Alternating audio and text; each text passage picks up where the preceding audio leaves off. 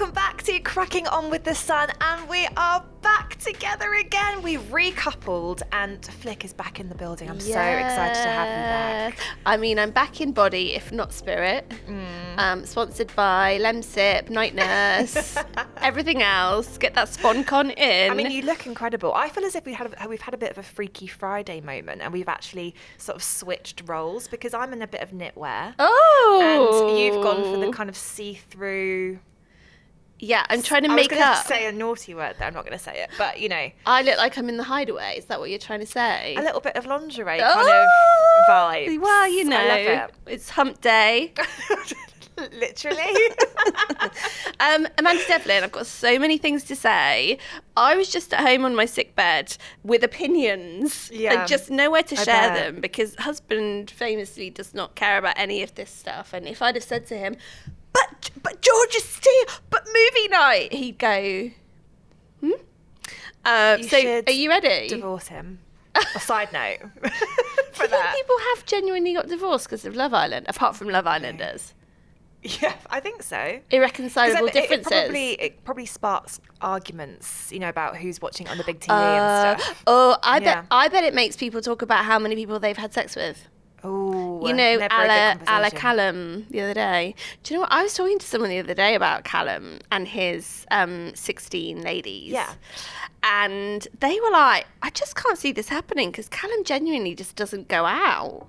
Like, he just does like to be at home, and, you know, he's a homebod. And that's why him and Molly work so well, because neither go out that often. And he doesn't seem to be a real grafter at all, does he? No. He just likes to just sit back and do nothing. Yeah. And they were like, you know, and it also just feels really weird that he knew it was 16. And I was like, but that, as I've said to you before, I think it's because he was so overexcited about it. He made his list on his phone of the names. You know, like when boys first start getting sexy and they're like, anyway. So that's a bit of a tangent. Let's go back. Yes. I need to talk to you about, first of all, Georgia and movie night, because stunning. It was just the best piece of TV. I'm deputy TV editor of The Sun. As you can imagine, I watch a lot of TV. As I always say, I've watched one episode of everything.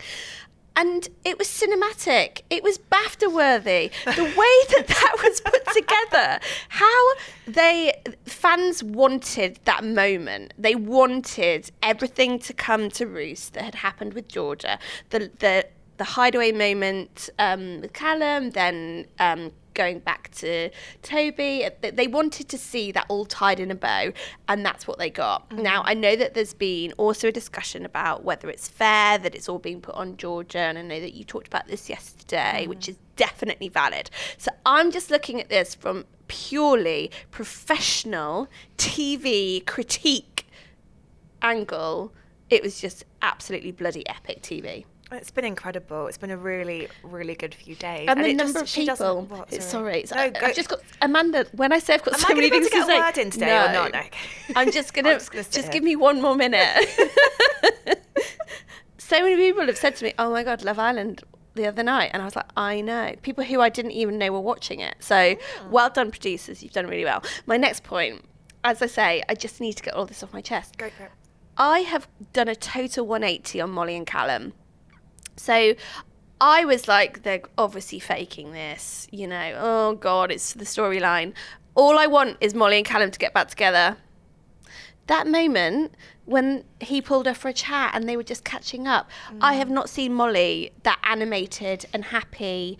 She was glowing. Yeah, I know. I've said that so many times that I really wish that you could just actually have a therapist maybe go in there and sit and say, right, what is the problem? Can we try and move past this argument? Because they keep having the same argument over and over again, and they both sort of either storm off or stop speaking, and so it never gets resolved. Yeah. But I think ultimately it was that Callum's not very emotional, and Molly wants some reassurance. I think it's like different love languages. Yeah. And she just wants him to like win her back, make an effort. Yeah. And he's just not a making an effort type of guy. No. So I don't know whether it will happen. And will the 16, will that put her off? I don't feel like it has. No. Like the way that woman was. She's just forgotten about it. It was like she had been left in the cold and he arrived with a heater and she went, They do look so cute together. And also, obviously, when you're on your sickbed, you spend a lot of time just online. And I think the fans are also now massively back on board with Molly and Callum. I think they're going to win. They just need to find a way to recouple, and then they're going to win. So interesting you say that. I'm not sure I can see them finding their way back. I would love it, don't get me wrong, but will they actually put their pride aside to do that? I'm not sure. Well, Tom and Molly, I think it's fine, but I think she knows it's not like a long-term thing. He's quite a lot younger than... I don't even think it's the age thing. I think it's just that he doesn't have much going on. He's just 6'5". Yeah, he's just 6'5". But when he's with Casey, I don't know if you watched that moment on the unseen bits where he was winding Joanna up about the rabbit and like, it was motorised. And I think that kind of moment, you can see a little bit of personality there. Yeah. But it's very rare. It's like once every 3 episodes. Yeah. And even though I love him, I just think he needs to sort of be a little bit more. He's settled into, he's like married to Molly. And it's like gone into that stage of the relationship. They just literally just lie together. He puts his arm around her. They mumble and that's it. We need some more drama between them. I just need to see, now we've seen Molly glow, I don't see that when she's with Tom. And admittedly we see like this much of their day, but she did seem quite animated with bombshell Joe Garrett going in. Giggly, very giggly. So I was saying before that I have met Joe before, lots of different times at different events. He's one of my favourite Islanders to bump into because he's just so full of fun. He's a really genuine guy. He's just got like a real lovely charisma about him, and he loves a flirt. And all the girls sort of gravitate. You can just see him if it's a club or an event or whatever, they just all seem to just kind of flock around him. Yeah. And he's just that kind of cheeky chappy. And saying to Faye yesterday, I do think that perhaps there's a little bit more personality there that Molly was a bit more attracted to, because she's quiet. So I think she needs someone with a little bit more. Yeah. That Callum and Tom don't have. But the recoupling. So we've seen it. It's all kind of, my wishes of them being together is kind of just gone. Yeah. Yeah, fair enough. Have you heard about the relationship theory, again, deeply involved in sickbed life, superstar and the stage, or also known as like superstar and fan, of like a really good way for couples sometimes to work is if one person's the superstar and the other is the stage. Interesting. So it kind of works a bit like love languages in a way, in that people talk about how similar they are and like, oh, she's the girl version of me, but actually sometimes that's not is needed. Mm-hmm. And for example, Joe and Molly would be a bit more of an example of a superstar on a stage where he's and she's perfectly happy just being, and that works because neither's competing with each other. It's like Casey needs a stage. He really does, yeah. Whereas Tom needs a superstar. Do you know what I mean? That's absolutely spot on. And I do think that Casey, with the twins coming in, he's got his stage. He just needs to pick one. Like, which stage is it? Stage right, stage left. Yeah. I think that they are such lovely girls, but there's just not a lot going on at all there. There's no personality, there's no nothing. They see, I think I agree. I think they seem lovely, but I'm struggling to remember like their big all I remember from any big moments. Do you know, I don't know whether this says a lot, but from their season, the thing that I remember is Jess went on a date with penguins. In the final with Ched, their like final epic date was with the penguins on the beach in South Africa, and I remember thinking, wow, that's really, really fun. But you were more focused on the penguins than anything else. Yeah, but they have seemed to make, bring up the villa into a little bit of high spirits, because it's been fun for them to come in, spice things up. It's kind of got everyone excited. Do you think that Callum's genuinely interested, or is this just more about he's single and he needs an option? Yeah, I think so. And this is why I think we're going to start to see Molly and Callum phase 2. Maybe phase 3 it is. I've just got a feeling. Now, let's revisit this in a week. Okay. Because let's face it, there's like a week and a half left. But also, there's not a lot of time. To play devil's advocate here. Go on. What if that was always part of the game plan with Callum and Molly? What if they did? Because it is a bit more dramatic. It's like a final twist. Yeah. Nearing the end of the film. So I think that maybe that's what's going to end up happening. There was one moment that I have to say on movie night where I thought, oh, is Molly giving the game away here? When she was really upset and was walking inside with Arabella, and she said, it ruined Callum getting back together with me. Yes. And I thought that was slightly odd phrasing, because I don't think it was ever clear that was what Callum was trying to do. It wasn't. Maybe it was just she felt that she had the upper hand because boys were interested in her and Callum was single. There was no one that no one was interested in him. He wasn't interested in anyone else until Georgia Steele happened. Yeah. But I did think... She has been such a main character energy, Georgia Steele, hasn't she? Yeah, with her natural long hair. That is the quote of the series, I think, isn't it? Oh, she just can't... Like, she's, as I say, you know, all opinions aside, she's just excellent TV. Oh, she's incredible And TV. I don't know whether she... Like, Ekin-Su, similarly, excellent TV, but I always felt like Ekin knew that she was excellent TV, whereas I think Georgia Steele is all about wants the focus and wants the attention as the main character, but doesn't necessarily realise what she's saying. Yeah. But I have to say, I've not looked, but I'm pretty sure that every single person that puts an Instagram caption or story up with their hair down is going to be saying, I'm grateful for my natural long hair. Yes, this is going to be a new TikTok trend. Yeah. I think we should get in on this action, actually. So what did you think of the recoupling in general? So what I was thinking is that, like, sort of, let's say, like a week before the end, usually we've got at least a handful of fairly solid couples. We've seen at least one cringe "Will you be my girlfriend?" I hate when Love Island reaches "Will you be my girlfriend?" stage. I know it has to be done. I know there are limited. Does it? I know there are limited ways for them to achieve that. Can't they just say, "Do you want to be my girlfriend?" It's just it's the more elaborate. They're trying to beat last series. That just cringes me out. I know. But no one's anywhere near that. No.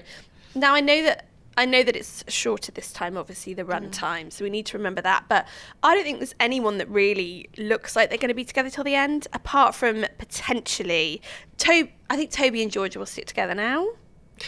Surely. Never say never, but yeah, I think so. Yeah. And I think Josh and Sophie, even though they're very up and down, they've done it they now. seem to sort of be a bit more settled. Yeah, but everything else seems up for grabs. So I genuinely, apart from obviously Molly and Callum getting back together, I can't call it.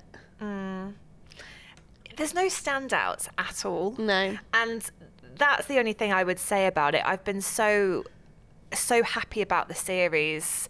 The amount of drama that we've got, it's been funny. There's been that classic Georgia Steele hair moment. She's given some cracking lines throughout it all. Anton's falling in the pool. There's been just like some iconic moments.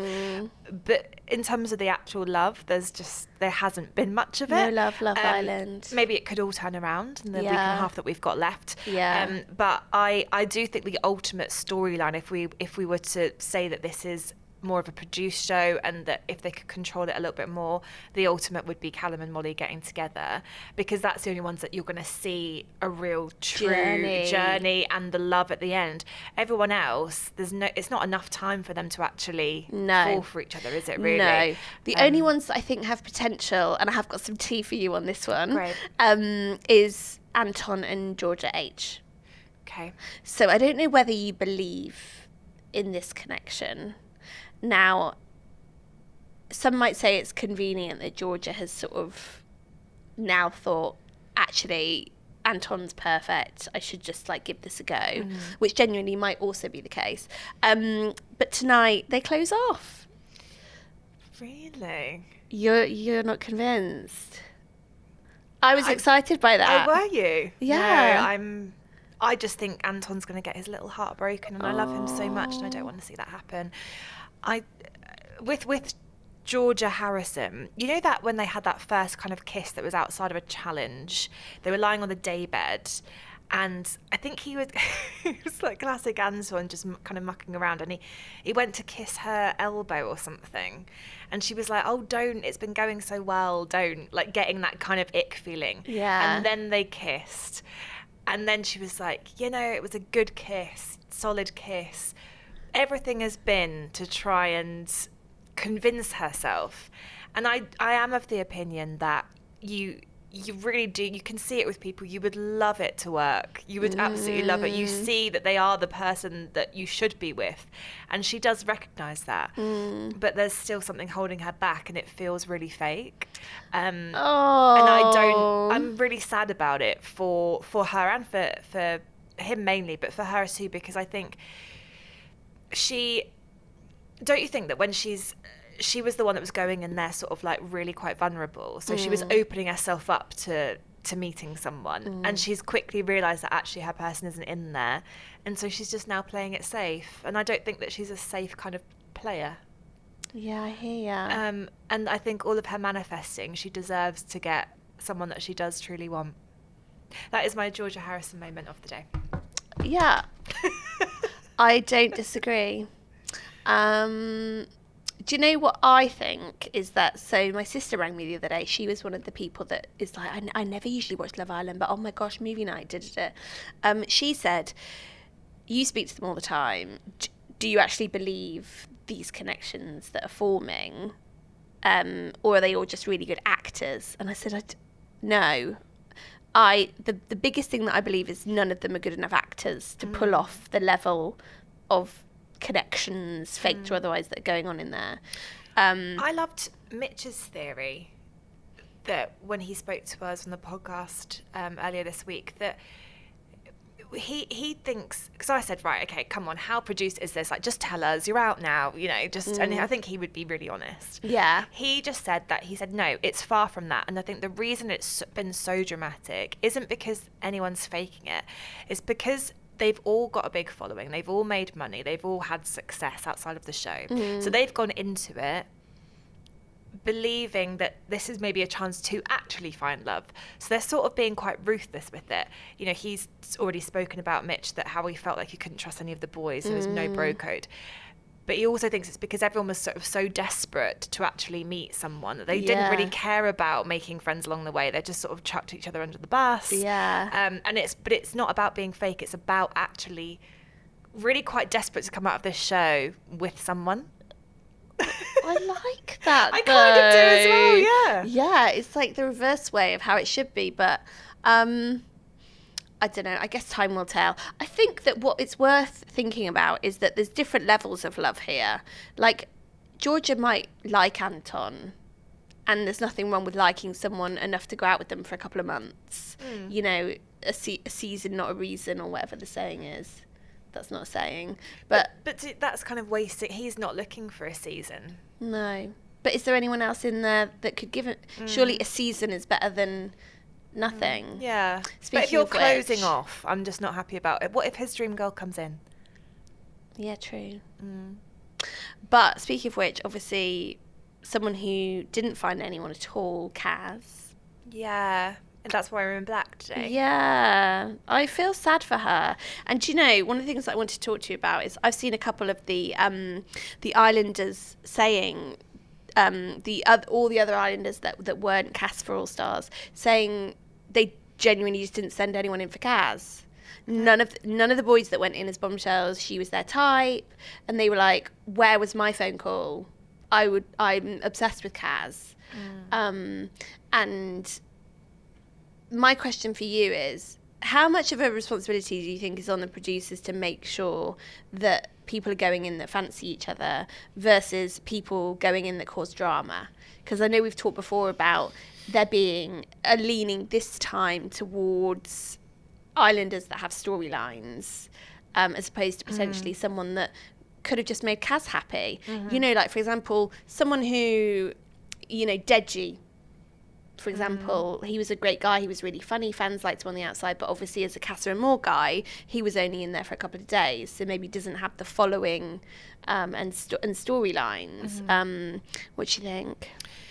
I think it has to be a balance. So you have to have the big characters that are going to stir up drama, or it would be boring. Everyone would couple up on day one and then nothing would happen. And the point of Love Island is to have some drama, especially as when we're not having the Casa Amor. So there's kind of more pressure in a sense to like spice things up with the bombshells and the challenges, because they know that that's not coming. But I spoke to Samira Mighty about this with Kaz, about how at the end of the day, how can she actually meet someone if they're not sending in someone who finds her attractive and she finds attractive? Yeah. It's an impossible thing. Yeah. And, you know, Samira's kind of opened up in the past about the race row on Love Island, where, you know, I do think there needs to be more variety, you know. There doesn't seem to be that at all again this series. Yeah. I don't know why that is, potluck or whatever else. It just seems sad for Kaz to leave having not had any option. She just had her ex-boyfriend who it didn't work out on the outside. It's like, well, right, I'd be fuming. Yeah, and it seems like it's been a bit of a waste of time for her. Yeah. Other than the fact that she's, my God, her friendships with the guys, especially Toby, has been so lovely to watch. And I find it sad the fact that they couldn't kind of be together. I mean, they have such a nice relationship. Yeah. So much nicer than Toby and Georgia. They bring out a really nice side of each other. Yeah. Whereas Georgia and Toby are still bickering, even though they're apparently now together and everything. Yeah. And it's just a shame that it couldn't transfer into more of a romantic side. I know. And I know that there's always people in Love Island that you know, people say justice for XYZ, and, you know, to a certain extent, Liberty didn't necessarily get someone for her. But Kaz, I don't know, like, I just feel sad. Liberty and Hannah are now back in the UK, and they've been out pictured together. They're like turning into like lookalikes. I didn't really see it in the villa too much, but they went out and they just looked identical. I love that though. Yeah, they're like proper twinning. They're like Jess and Eve, hold our beers. Exactly. I know. So you've been having chats with more Islanders while I've been off sick. Absolutely. So we've got Marcel on today's podcast. So Marcel, I thought would be a great person to get on to talk about Kaz and the fallout of her not meeting anyone. And also, he's got loads of friends in there. He's a very popular guy he was on Love Island, on and off screen. He's very popular.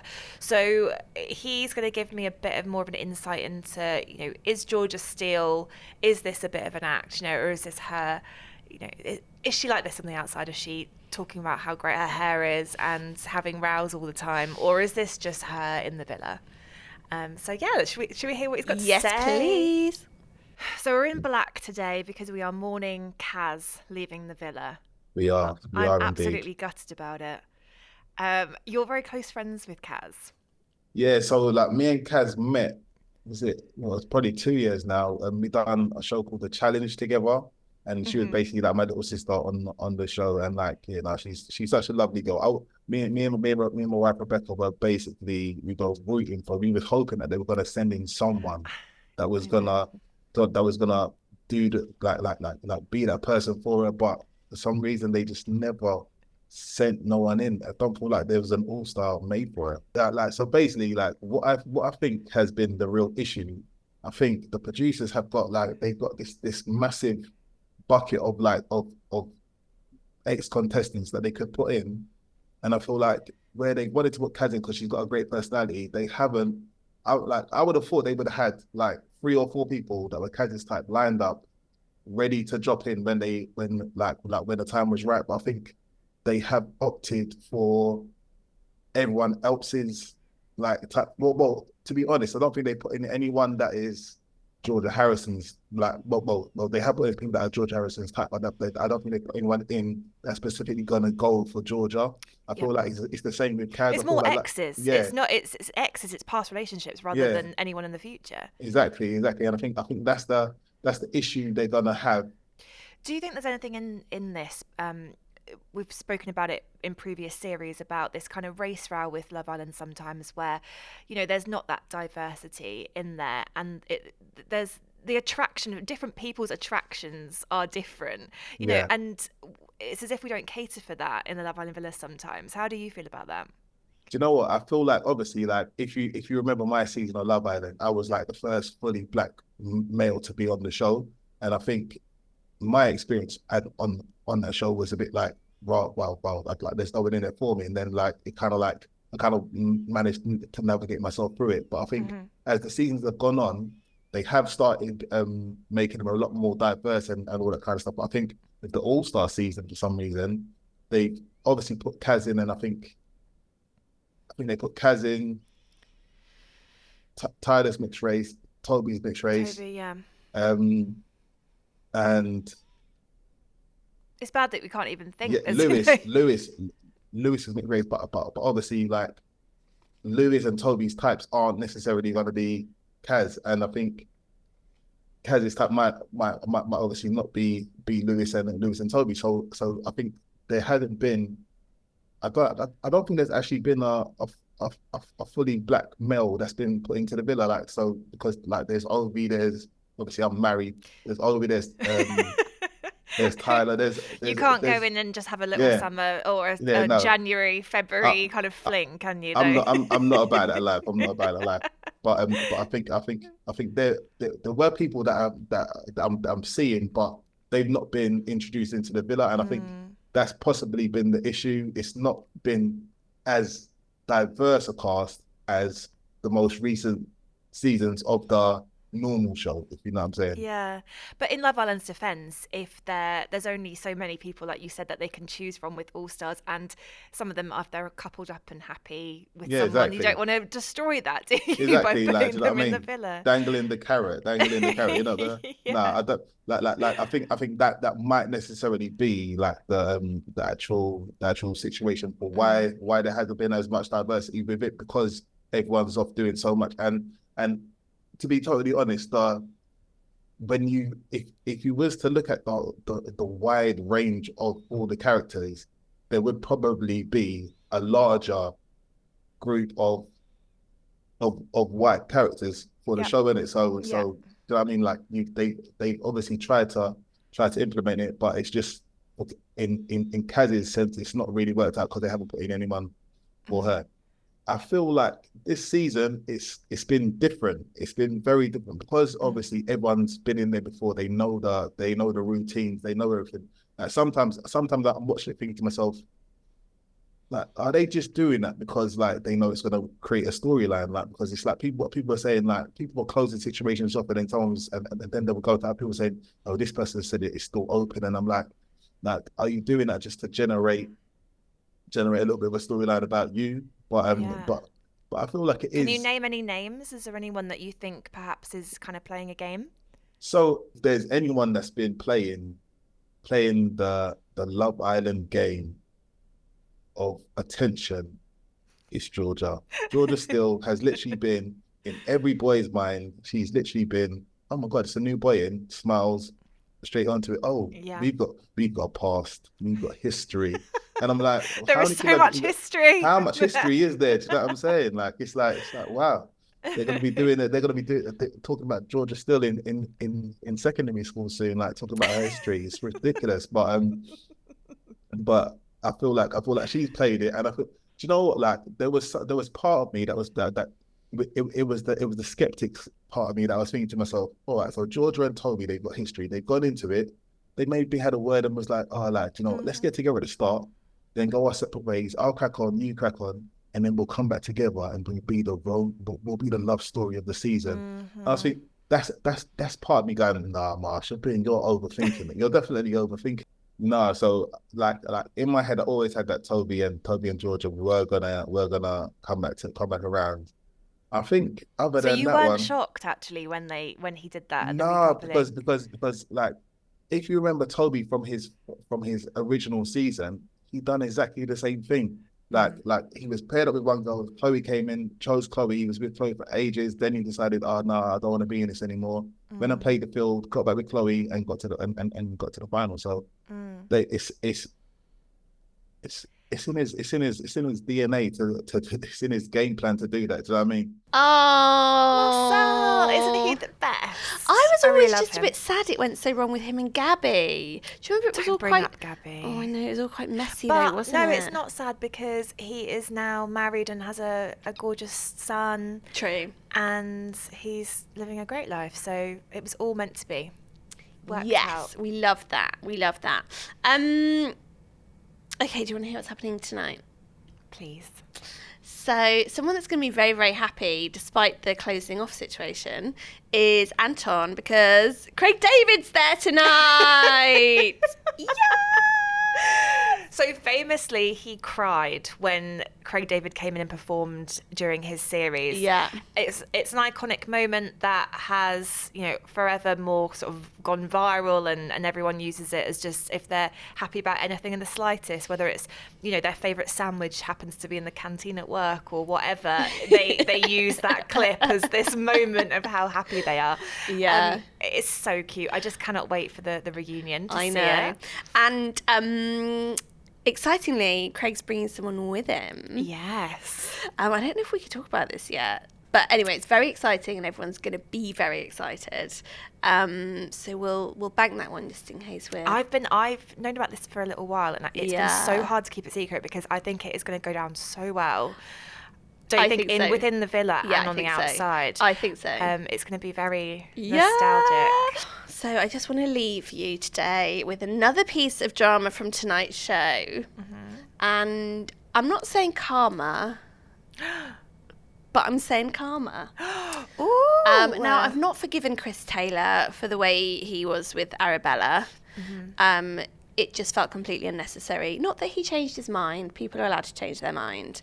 But the tone. Oh, the tone. When he didn't he say like lower your tone, lower your voice, check your voice, yeah, something. No, no, unnecessary. Yeah. Joanna gets the ick. Yeah. Oh no! Like really, the ick. Yeah. Like, oh God! So this is properly over. Oh no! So I wonder whether this is because obviously Joe's there now. Joe and Joe squared. But they're really good friends on the outside. I don't think I see them as being romantic. Yeah, I don't know, but yeah, it's not looking good for Joe and Chris. I wonder what he did. What was the moment? Yeah, so I mean, I really look forward to that too. Because I think it might have been his recoupling speech last night. Because it was very Chris, wasn't it? So Chris. It was very like. Now we know that he's witty, but it felt like he'd practiced those. That's what we were talking about yesterday. Faye was kind of saying that she's really gone off him. And I said, yeah, but I like his humour. But then we kind of came to the conclusion that actually it's all a bit too scripted. He knows that he's trying to be funny, and the way that he says different, throwing in random facts. And I think that it just came across too rehearsed last night. Do you think he's become a walking TikTok? Yeah, I think he does that so much now. It's just that he's forgotten what it's like to just be normal. That's what I think to myself, that I think we're very early on, when we first began our glorious on-screen relationship.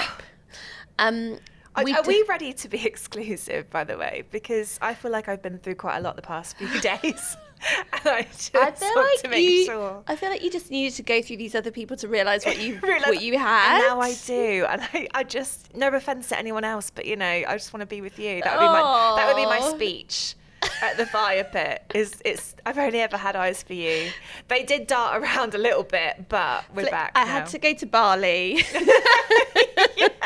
And I found myself. And now you're dressed in black knitwear, so you... I've literally just become you. Oh. But we said at the very beginning, didn't we? Well, I said a lot, embarrassingly so.